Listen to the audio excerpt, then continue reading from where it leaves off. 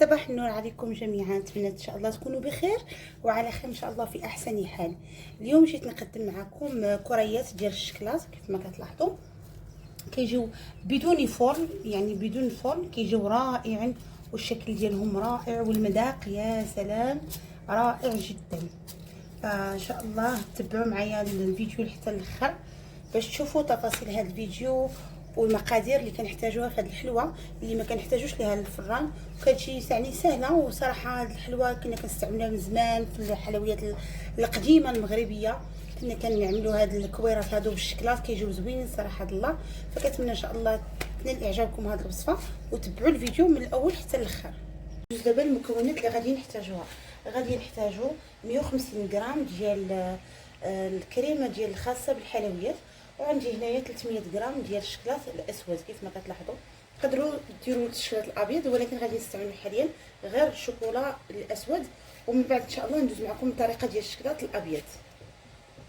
الطريقه ديال التحضير هنايا في حمام مريم. كيف ما كتلاحظوا حاولوا ان الكاسرول تكون شويه مبعد على الماء باش ما يفسدش لينا الشوكولا ديالنا.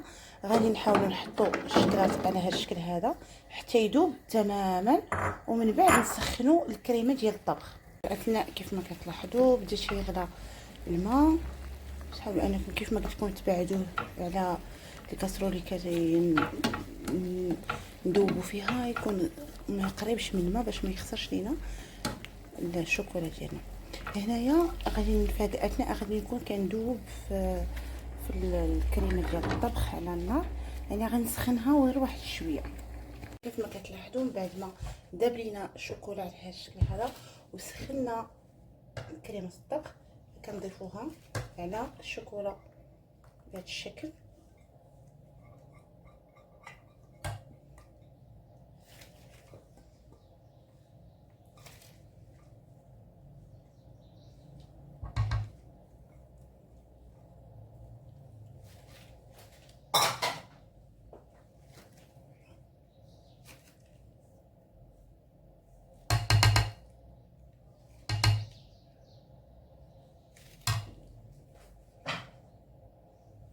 كنحركو مزيان الخليط ديالنا.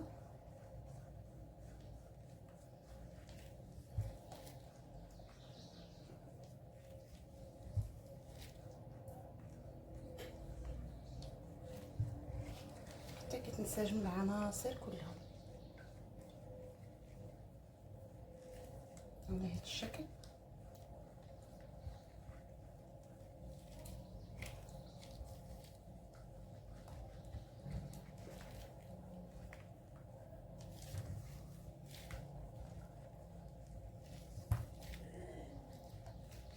من بعد كنضيفو معلقه كبيره كيف ما كتلاحظوا ديال الزبده. كنحركوهم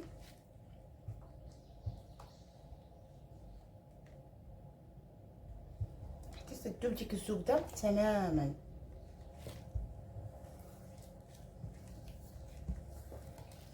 على هذا الشكل هذا، ونجيبو شي صحن يكون ديال الزاج فاش نفرغوا الخليط ديالنا. غادي نفرغوا الخليط على هذا الشكل هذا.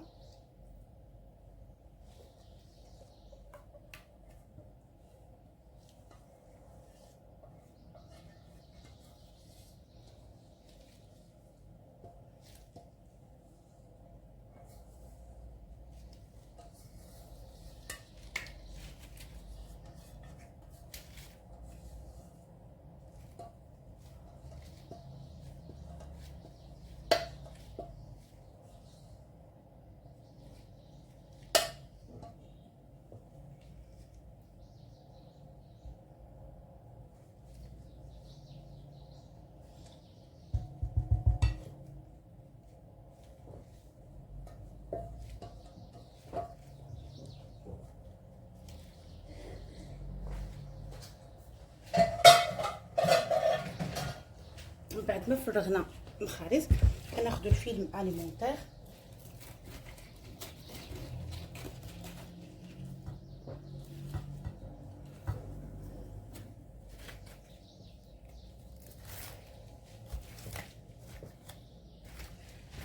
غادي نحاولوا نغلفوهم فيلم اليمونتير على هذا الشكل هذا.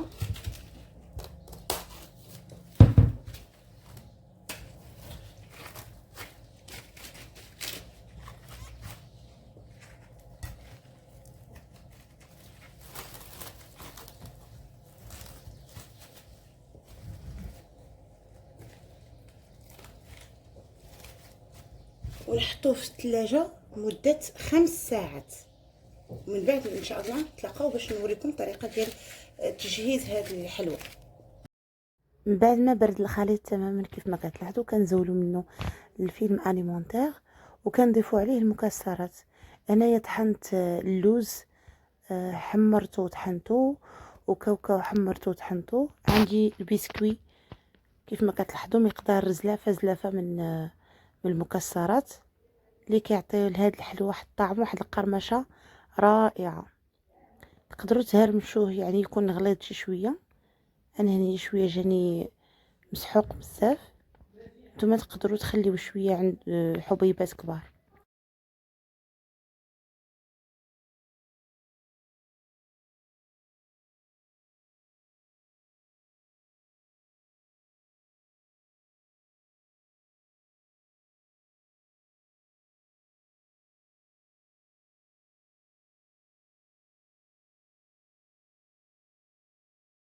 انايا في هذه الاثناء كيف ما كتلاحظوا غادي نشكلوا كويرات على هذا الشكل هذا الموضح في الفيديو، وغادي نمدوهم في الحبيبات ديال الشوكولا او في حبيبات ديال رقائق اللوز او كاوكاو اللي متوفر عندكم. انا استعملت اللي عندي في البيت، نتوما تقدروا تزينوهم باي شكل. فكنستمروا على هذا الشكل هذا حتى تنتهيو من الكويرات ديالنا كلهم. طبعا التزيين يبقى اختياري على حسب ذوق كل سيده.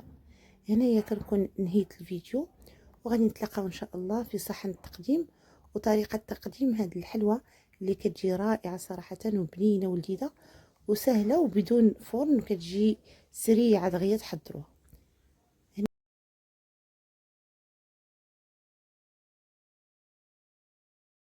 وهنايا وصلنا للشكل النهائي ديال الكريات ديال الشوكولات اللي كتلاحظوا كيجيو بواحد الشكل رائع صراحه، كيجيو فنين وكيجي المنظر ديالهم زوين، وتقدميهم من ضيوفك في العيد ولا في المناسبات اي تستقبلي بهم ضيوفك صراحه كيجيو رائع والشكل ديالهم زوين ومنظرهم زوين. فالتزيين طبعا تيبقى اختياري على حساب كل ذوق كل سيده. انا هنا زينتهم بالشيء اللي متوفر عندي في البيت، زينتهم بالعقاج، زينتهم بالرقائق اللوز، بالشكلاط، يعني اللي بغات على حسب كل الذوق ديالها.